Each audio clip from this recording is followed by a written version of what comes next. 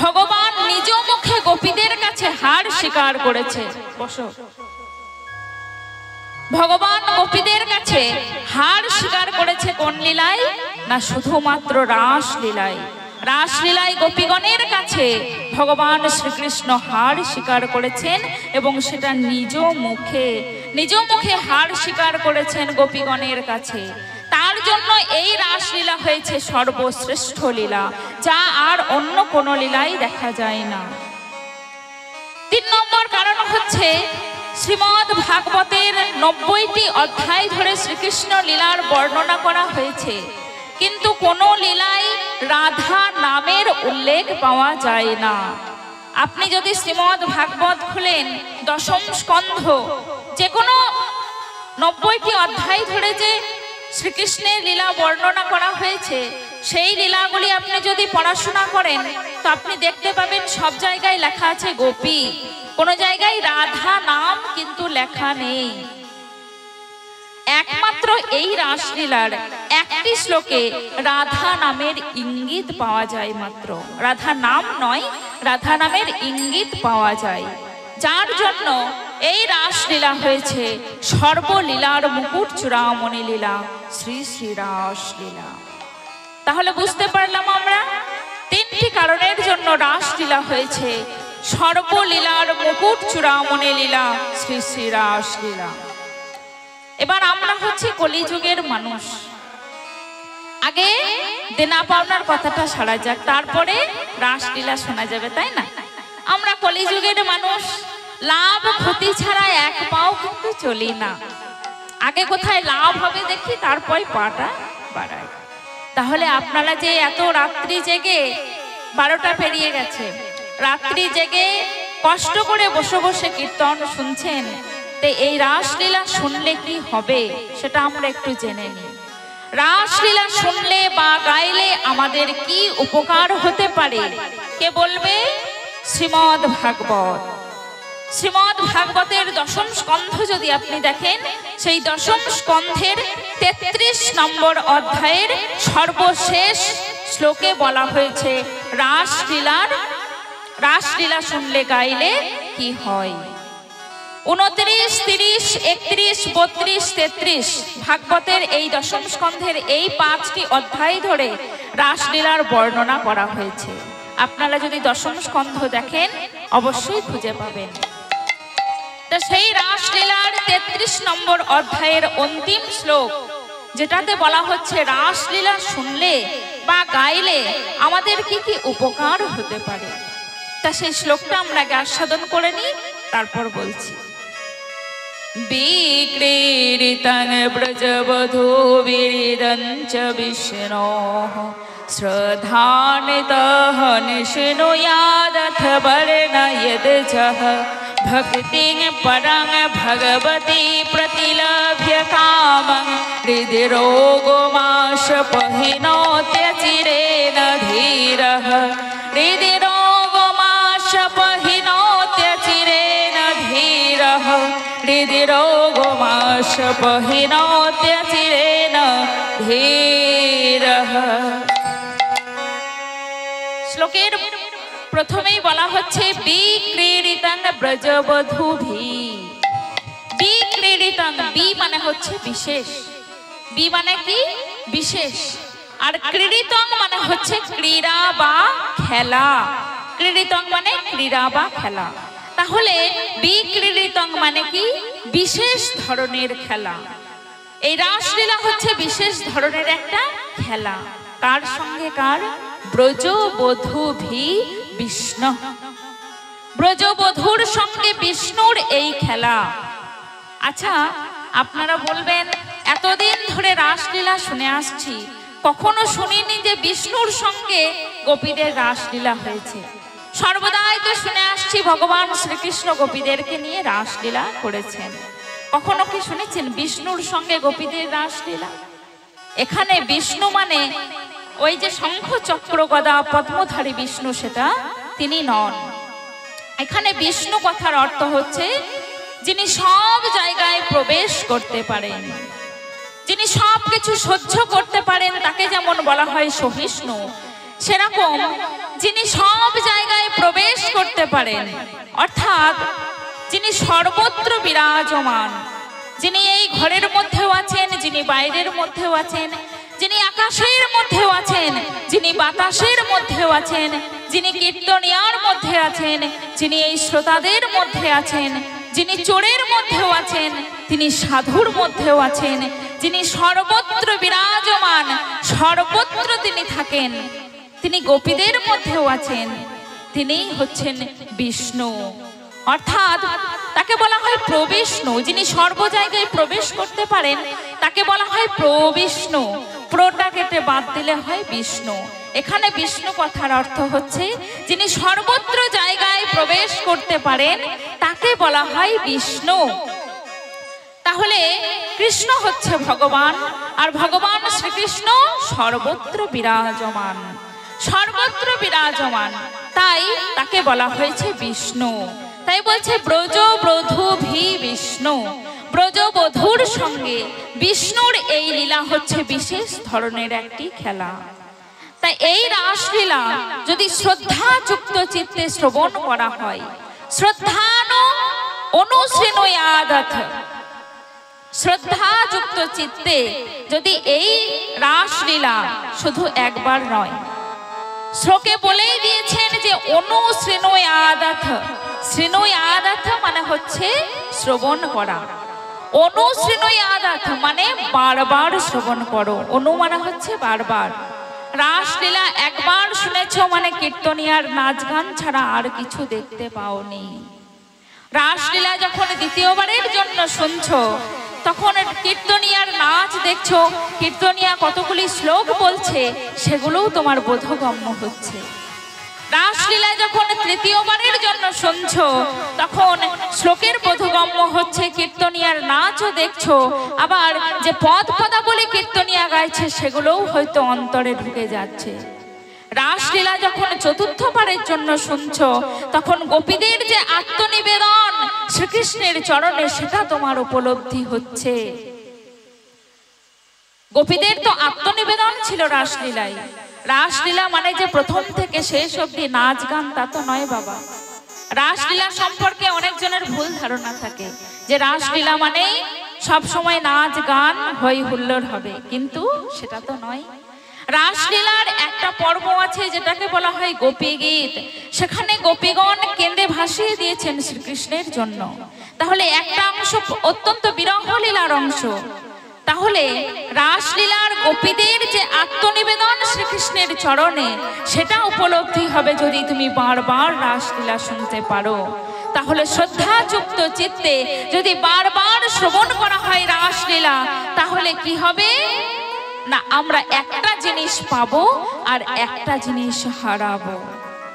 আচ্ছা কোনটা আগে শুনবেন মায়েরা? হারানোটা আগে শুনবেন না পাওয়াটা আগে শুনবেন? বলে বাবা যদি কিছু হারিয়ে যায় এই কীর্তন আসলে এসে তাহলে তো কেলেঙ্কারি শেষ, তাই না? তাহলে একটু পাওয়াটাই আগে শুনি, তাই না? তা আমরা কি পাবো না, ভক্তি পরাং ভগবতী প্রতিলভ্য। কি লাভ হবে জানো? গোপী প্রেম লাভ হবে, ভগবানের চরণে পরাভক্তি লাভ হবে। পরাভক্তিটা কেমন জিনিস? এই যে আপনাদের মধ্যেও ভক্তি আছে, আমাদের মধ্যেও ভক্তি আছে, তাই এই যে ভক্তি আপনারা যে ভগবানের ভজনা করেন এই ভক্তির নাম হচ্ছে সাধন ভক্তি। আর আরেক প্রকারের ভক্তি আছে যেটার নাম সাধ্য ভক্তি, যেটা সাধারণ মানুষের দেখা যায় না। এটা ছিল গোপীগণের মধ্যে, বৃন্দাবনের যে গোপীগণ সেই গোপীগণের মধ্যে ছিল এই সাধ্য ভক্তি। আর ছিল মীরাবাইয়ের মধ্যে, যিনি গোবিন্দকে লাভ করেছিলেন পতি রূপে, সেই মীরাবাইয়ের ছিল এই সাধ্য ভক্তি। তা আমরা যদি রাসলীলা ঠিক ভাবে শুনতে পারি, ঠিক ভাবে গাইতে পারি, তাহলে ভগবানের চরণে সেই সাধ্য ভক্তি, সেই পরা ভক্তি লাভ করব, যেটা দেবার জন্য ভগবান এসেছিলেন এই কলিযুগে, এই ধরাধামে। সেই সাধ্য ভক্তি, সেই গোপী প্রেম আমাদের লাভ হবে। তাহলে আমরা জানলাম আমরা কি পাবো রাসলীলা শুনলে। আমরা ভগবানের চরণে পরাভক্তি লাভ করব। আর কি হারাবো? কিছু কিছু জিনিস আছে যেগুলো হারিয়ে যাওয়াই ভালো।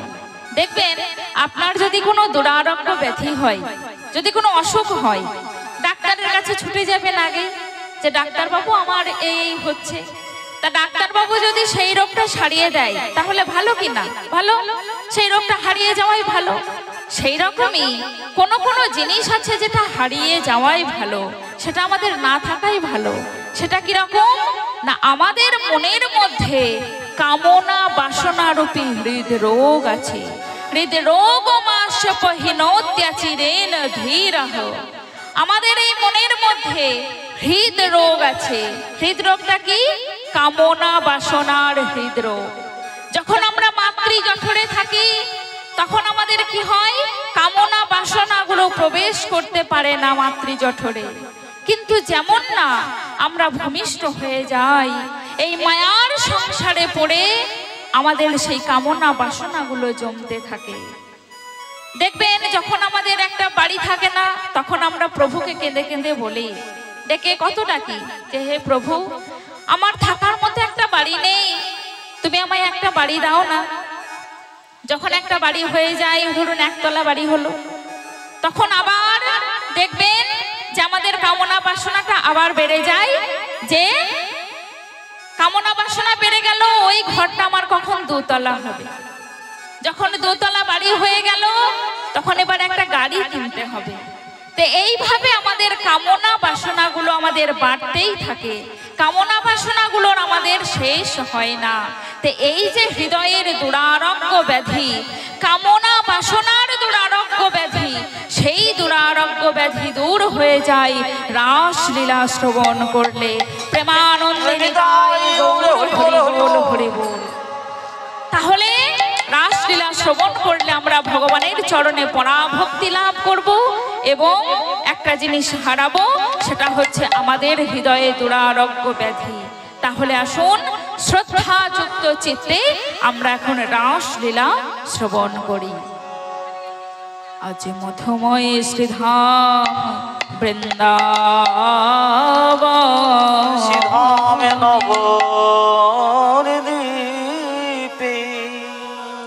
আজ মধুময় শ্রীধাম নবদ্বীপে ভাবের ঠাকুর গৌর হরি আমার আজ অর্ধবাহ্য ভাবে আজ সেই পূরব লীলার কথা মনে হয়েছে, তাই যমুনার তীরে বিচরণ করছেন গৌর হরি আমার।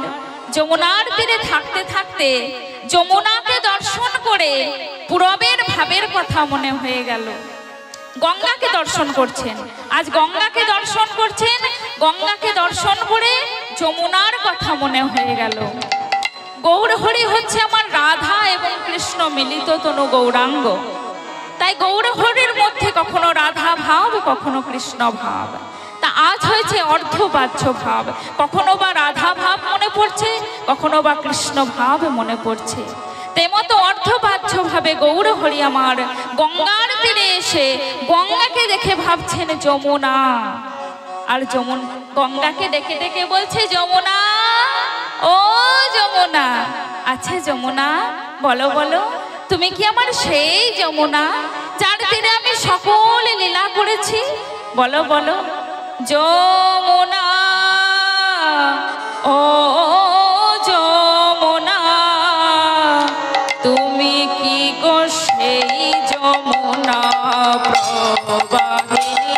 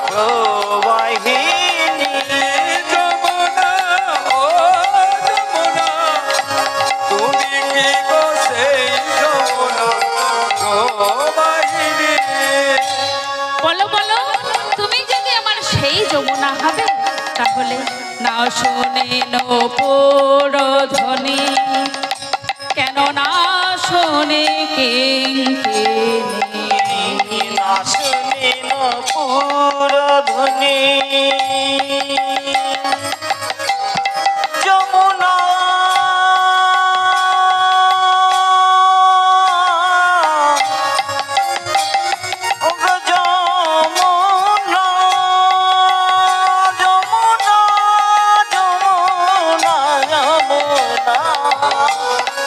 শুনি গণপুর ধ্বনি, না শুনি কিঙ্কিণী, না শুনি নূপুর ধ্বনি, না শুনি কিঙ্কিণী। ওই মধুর হাসি মধুর বাসি, মধুর হাসি মধুর বাসি, মধুর হাসি মধুর বাসি, আরে নাহি শোনে যমুনায় যমুনা, তুমি কি খুশি যমুনা প্রবাহিনী। যমুনা ও যমুনা, তুমি কি গো সেই যমুনা প্রবাহিনী। আচ্ছা যমুনা, তুমি যদি আমার সেই যমুনা হবে, তাহলে বলো বলো, কোথায় চারো চন্দ্রা বলি, কোথায় বা তার জল পেলি, কোথায় চারু চন্দ্রা বলি, কোথায় বা তার জল পেলি। কোথায় বাত জন্মবলি, যমুনা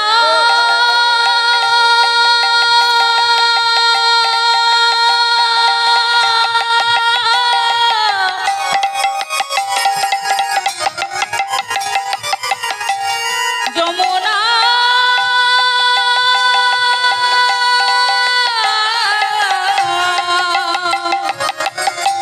বলো বলো যমুনা,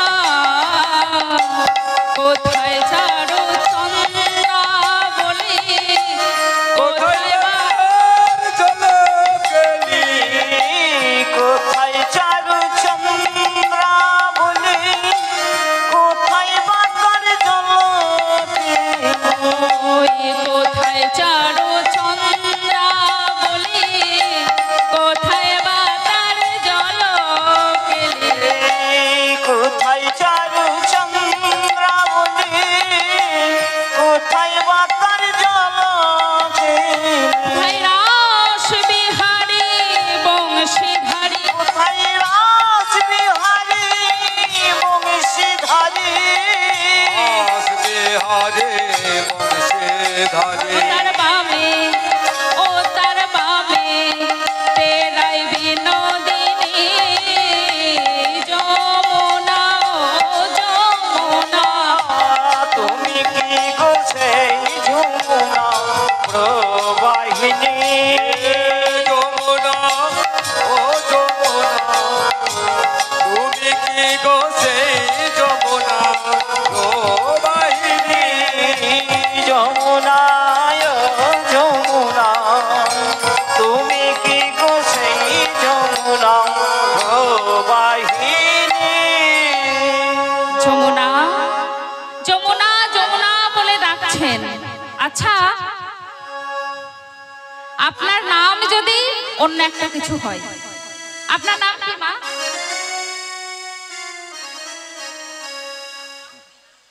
আপনার নাম মামনি তো? এবার আপনাকে যদি অন্য নামে ডাকা হয়, আপনি সাড়া দেবেন? সাড়া দেবেন না। তাহলে গঙ্গা বইছে, গঙ্গাকে ডাকছে যমুনা যমুনা বলে গৌর হরি, তাহলে গঙ্গা কি সাড়া দেয় মা? দেয় না। কিন্তু এখানে একটা তত্ত্ব আছে। গৌর হরি আমরা যে নয়নে দেখতে পাই না, গৌর হরি সেই নয়নে দেখছেন কি না, গঙ্গার ওই ঘোলা জলের নিচে কালো জলের যমুনা বইছে। গঙ্গা এবং যমুনা সরস্বতী, এই তিনটি কোথায় মিলিত হয়েছে? ত্রিবেণী সঙ্গম এলাহাবাদে, তাই তো? তারপর একসাথে মিশে এসেছে, নবদ্বীপে এসেছে গঙ্গা হয়ে। তা গঙ্গার ঘোলা জলের নিচে ওই যে কালো জলের যমুনা বইছে, সেটা দেখতে পাচ্ছেন গৌর হরি। আমরা দেখতে পাই না কেন? না দেখবেন, আমাদের যদি কোথাও কেটে ছিঁড়ে যাই, তাহলে যখন কেটে যায় তখন আমরা সেটা দেখতে পাই, ওষুধ লাগাই ঠিক হয়ে যায়। কিন্তু আমাদের এই মনে করুন হাতের বা পায়ের কোনো একটা হাড়, ভিতরের হাড় ভেঙে গেল, তা সেই হাড় ভাঙাটা কি খালি চোখে দেখা যায়? তখন এক্সরে করতে হয়, তাই না? এক্সরে বা রঞ্জন রশ্মির দ্বারা আমরা সেটা দেখতে পাই, নইলে খালি চোখে দেখতে পাই না। ঠিক সেরকমই ওই যে গঙ্গার ঘোলা জলের নিচে যমুনা বইছে, সেটা আমরা দেখতে পাচ্ছি না, কিন্তু গৌর হরির দিব্য নয়ন আছে, এক্সরে আছে, দিব্য নয়ন আছে, তাই তিনি দেখতে পাচ্ছেন। তাহলে আমরা কিভাবে দেখতে পাবো? না, গুরুদত্তা নয়ন দিয়ে গুরুদেবের চরণে আশ্রয় গ্রহণ করতে হবে। গুরুদেব যদি বলে দেন, তাহলে দিব্য নয়ন দেন, সেই দিব্য নয়নে আমরা দেখতে পাবো গঙ্গার ঘোলা জলের নিচে কালো জলের যমুনা। গুরুদেব আশ্রয় করলে অবশ্যই আমরা সে কথা জানতে পারবো এবং দেখতে পারবো যে গঙ্গার নিচে যমুনা বইছে। তা গৌর হরি এখন সেই যমুনাকে দর্শন করে এবার যখন পাড়ের দিকে তাকাচ্ছেন, তীরের দিকে তাকাচ্ছেন গঙ্গার, তখন দেখছেন গঙ্গার তীর ফুলে ফলে শোভিত আজ। তা সেই কথা, সেই লীলা দর্শন করে গৌর হরির আমার সেই গঙ্গার তীরকে বৃন্দাবন বলে মনে হলো। তা গৌর হরি এখন কি দর্শন করছেন? আর ফুলবন দেখে বৃন্দা, ফুলবন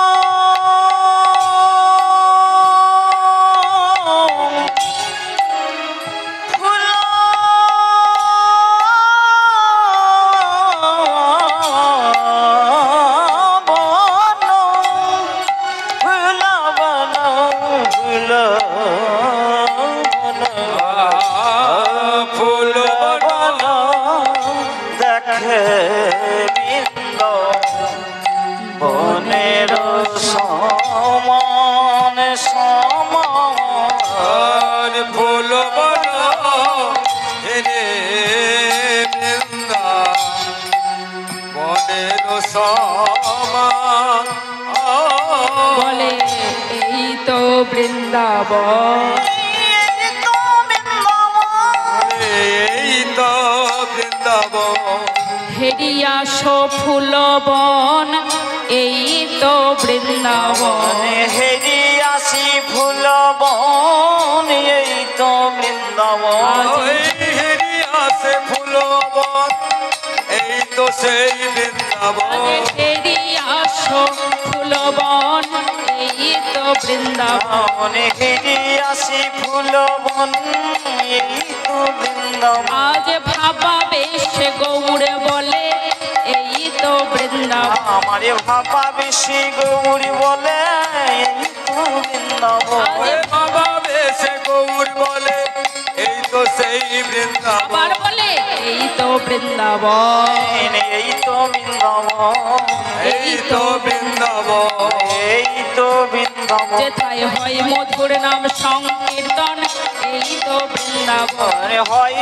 মধুর নাম কীর্তন, এই তো বৃন্দাবন, যেথায় হয় মধুর নাম, সংকীর্তন, এই তো সেই বৃন্দাবন, যেথায় হয় মধুর নাম সংকীর্তন, আর বৈষ্ণবের আগমন, হয় মধুর নাম কীর্তন, ওরে বৈষ্ণবের আগমন, হয় মধুর নাম কীর্তন, হয় মধুর নাম কীর্তন, বৈষ্ণবের আগমন, হয় মধুর নাম কীর্তন, বৈষ্ণবের আগমন, হয় মধুর নাম কীর্তন, বৈষ্ণবের আগমন, হয় মধুর নাম কীর্তন, এই তো সেই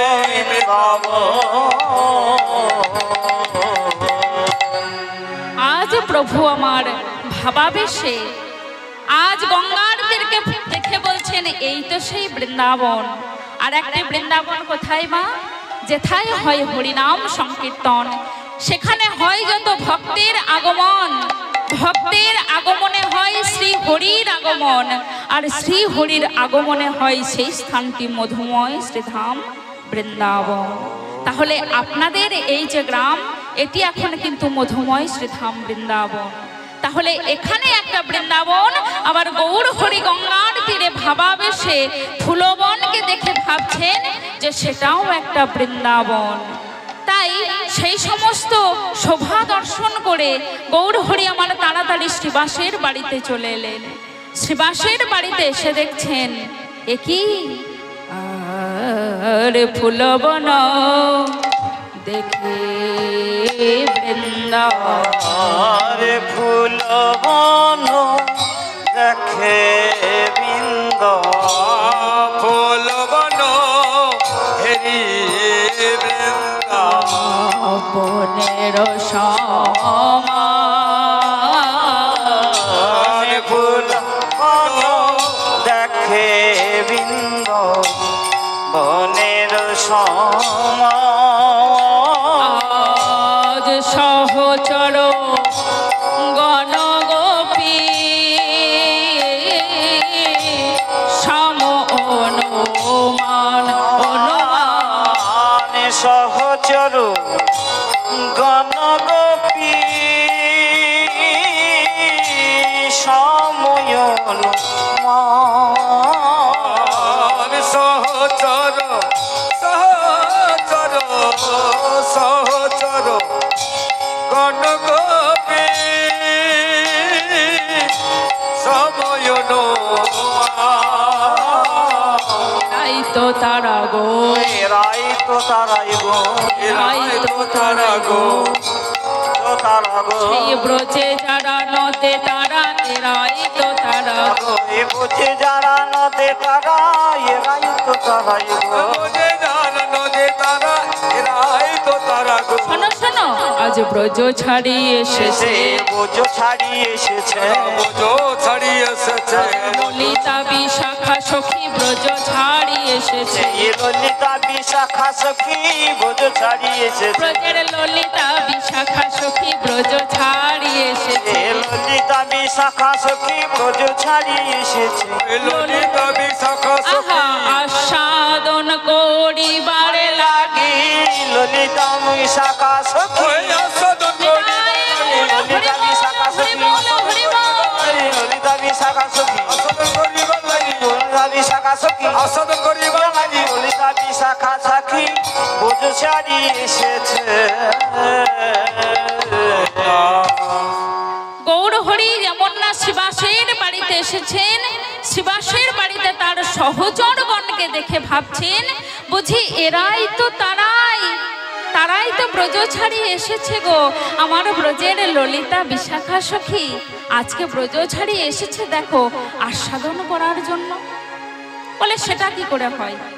আপনি যে বলছেন মহাপ্রভু যে আপনার সঙ্গে যারা নাচছে তারা ব্রজের ব্রজগোপীগণ, কিন্তু কখনো কি শুনেছেন মহাপ্রভুর সঙ্গে কোনো নারী কখনো নেচেছে? আমরা জানি ভগবান শ্রীকৃষ্ণের সাথে ব্রজগোপীগণ নৃত্য করেছে রাসলীলায়, তা তারাই যদি এরা হবে তাহলে মহাপ্রভুর সঙ্গে নারী নৃত্য করছে? কখনো শুনেছেন মহাপ্রভুর সঙ্গে নারী নৃত্য করছে? কখনো শোনা যায় না, তাই না? একবার কি হয়েছে, শ্রীবাসের অঙ্গনে মহাপ্রভু আমার নৃত্য গীত করছেন। তো মহাপ্রভু আমার নৃত্য গীত করতে করতে ভাবাবেশে যখন ভাবাবেশে ডুবে থাকতেন, ভাবরস আস্বাদন করতেন কীর্তনের, তা ভাবাবেশে যখন ডুবে গেছেন কিছুতেই ভাবের উদয় হচ্ছে না, কিছুতেই সেই শান্তি পাচ্ছেন না মহাপ্রভু। শ্রীবাসকে ডেকে বললেন, শ্রীবাস তুমি খুঁজে দেখো তো একটু কোনো বিঘ্ন হচ্ছে কিনা, আমার কিন্তু কিছুতেই ভাবরস উদয় হচ্ছে না শ্রীবাস, তুমি একটু দেখো তো। তা সেই ঘরের যখন আনাচে কানাচে খোঁজাখুঁজি করছে তখন দেখছে ঘরের কোণে একটা বিশাল বড় ঝুড়ি, আর সেই ঝুড়িটা শ্রীবাস মনে মনে ভাবছে বাবা এই ঘরের মধ্যে এই ঝুড়ি এলো আবার কোত্থেকে? যে ঝুড়িটা যখন তুলছে মা, ঝুড়ির ভিতরে এক বুড়ি, আর সেই বুড়ি আর কেউ নয়, স্বয়ং শ্রীবাসের শাশুড়ি মা। শ্রীবাসের শাশুড়ি মা একটু সন্দেহ করতেন যে জামাই এত কি নাম সংকীর্তন করে ওই নিমাইয়ের সঙ্গে, আমাকে একটু দেখতে হবে। তাই কি করেছিলেন না, ওই যে ঝুড়ির ভেতরে লুকিয়ে তিনি দেখছিলেন যে শ্রীমন মহাপ্রভু কি করেন। তা সেখানে একটি মাত্র নারী ছিল বলে শ্রীমন মহাপ্রভুর ভাবের উদয় হচ্ছিল না। আর আপনি মহাপ্রভু, আপনি কি বলছেন যে তারা এসেছে, সেই ব্রজগোপীগণ এসেছে, সেই ব্রজগোপীগণ যদি আসবে তাহলে তো তারা নারী। বলে শোনো, ওই ব্রজগোপীগণই এসেছে। ওই ব্রজগোপীগণ যে ছিল বৃন্দাবনে, সেই ব্রজগোপীর মনে বড় দুঃখ ছিল জানো, তাদের মনে বড় দুঃখ ছিল।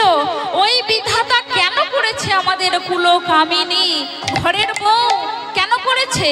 যদি শ্রীরাম সুদাম দাম বসুদামের মতো আমাদেরকে রাখাল করত, তাহলে ঘর থেকে ছুটে বেরিয়ে গিয়ে ভাই কানাই বলে কৃষ্ণের গলাটা আমি জড়িয়ে ধরতে পারতাম।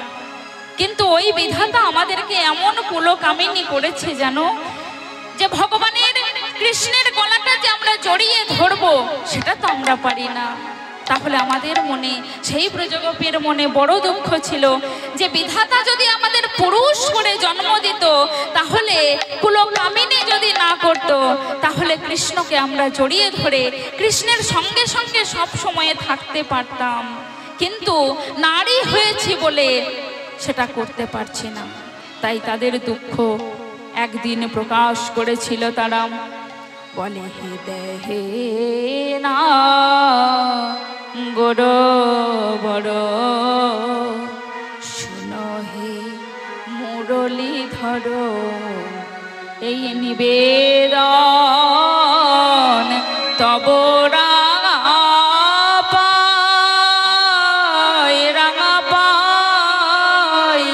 তোমার চরণ নখরমণি, যেন চাঁদের গাঁথনি, এই ভালো শোভে দাসীর গলায়। হে গোবিন্দ, তুমি তো মনি মানিক নও, তুমি মনিও নও, তুমি মানিকও নও, তুমি মনি মানিক নও, যে হিয়ার মাঝারের ফুল নও, যে বাঁধিয়া রাখি কেশে আমাদের নারী না করি তো বিধি, তুয়া হেন গুণনিধি, লইয়া ফিরিতাম দেশে দেশে তোমার চরণ খানি। তাদের মনে বড় দুঃখ ছিল, তুমি তো মনিও নও মানিকও নও যে একটা হার করে গলায় পরে নেব, তুমি তো একটা ফুল নও গোবিন্দ যে তোমাকে কেশের মধ্যে বেঁধে রেখে দেব। তুমি হয়েছো এক রূপের প্রতিমূর্তি। এই কিছুক্ষণ আগেই আপনারা শুনলেন ভগবানের রূপ, তার রূপ কত সুন্দর। যে রূপে ভগবানের রূপ শুনো সনাতন, যে রূপের এক কোণ ডোবাই এই ত্রিভুবন, সর্বপ্রাণী করে আকর্ষণ। যে রূপের একটি কোণ স্বর্গ মর্ত পাতাল ত্রিভুবন ডুবিয়ে দিতে পারে, তুমি হয়েছো সেই রূপের প্রতিমূর্তি, আর আমাদেরকে করেছো কুলকামিনী। তাই পরজন্ম বলে যদি কিছু থাকে, তাহলে আমাদের পুরুষ কুলে জন্ম দিও, যেন তোমার সঙ্গে সঙ্গে থাকতে পেরে তোমার নাম গান করতে পারি। তাই এই মনোবাসনা তারা করেছিল। হরিবল হরিবল। এই মনোবাসনা তারা যখন করেছিল, পরের জন্মে তারাই সেই ললিতা বিশাখা সখী এসেছে ব্রজধামে, নবদ্বীপ ধামে এসেছে তারা পুরুষ হয়ে। তাই এখন যারা নৃত্য করছে তারা সেই ব্রজগোপী এখন পুরুষ হয়ে নৃত্য করছে। তা গৌর হরি আমার আজ কি করছেন, সেই সহচর গণকে সঙ্গে লয়ে আজ হরিনাম সংকীর্তন শুরু করলেন। আর খোলে করো তাল গোরা, রে খোলে করো তাল গোরা,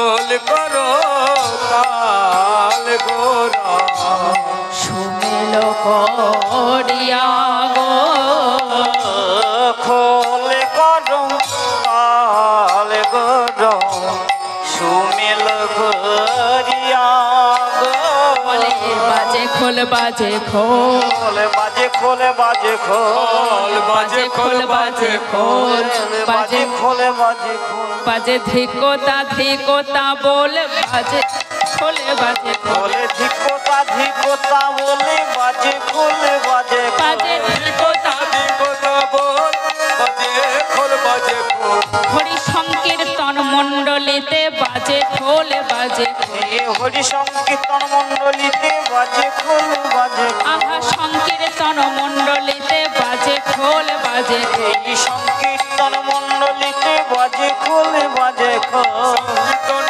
মণ্ডলীতে বাজে খোল বাজে খোল আর খোল বাজে ধিকতাম খোল বাজে ধিকিতাম খোল বাজে ধিকতাম ধিকিতাম আজ খোল বেজে বেজে ধিক্কার দিচ্ছে মা খোল আজ বাজছে তা খোল বেজে বেজে গৌরীদাসের শ্রীখোল হরিনাম সংকীর্তনে বাজছে আর বেজে বেজে ধিক্কার জানাচ্ছে বলে তাদের কেউ ধিক্কারে তাদেরকে অধিকিরে বলে তাদের কেউ দিকরে রাসলীলা যে না দেখলো তাদের কেউ ধিক্কারে শিলীলা যে না দেখলো তাদেরকে ধিকিরে রাসলীলা যে না দেখলো তাদেরকে দিকরে আপনারা সবাই এসেছেন তাই না তাহলে খোল আপনাদেরকে ধিক্কার দিচ্ছে না কিন্তু উলুধ্বনি যে না করে তাদের কেউ ধিক্কারে ওই উলুধ্বনি যে না করে তাদেরকে ধিকিরে ধ্বনি যে না করে তাদেরকে দিকরে হরি বলে যে না বলে তাদের কেউ